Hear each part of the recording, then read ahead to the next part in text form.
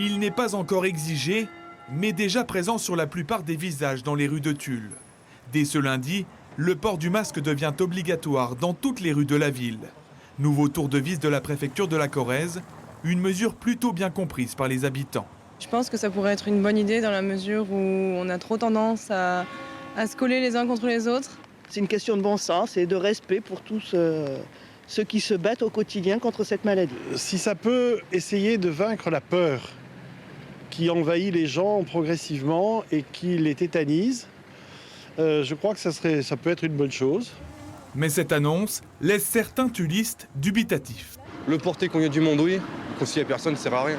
À l'heure actuelle, on ne change pas de masque tous les 4 heures. Et donc c'est un peu faire ça, juste manière de dire j'ai un masque et pas forcément avec un intérêt derrière. Dans ce restaurant, la mesure est très bien acceptée.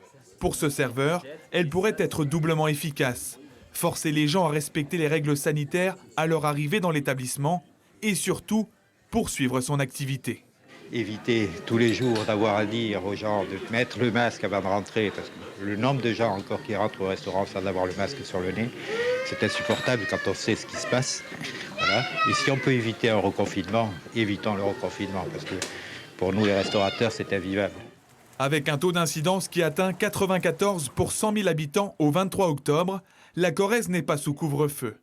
Par cette décision, la préfète espère freiner la propagation du virus en constante augmentation dans le département. Le fait de porter le masque, l'idée c'est d'éviter de passer en couvre-feu, d'éviter de fermer les bars et restaurants. C'est quand même ça le couvre-feu. Et je sais qu'au niveau économique pour le département ce serait désastreux. Donc moi mon travail c'est de faire en sorte que nous n'arrivons pas dans ces circonstances. Des précautions qui semblent aujourd'hui incontournables au vu de la situation dans les départements voisins de Haute-Vienne et du Puy-de-Dôme.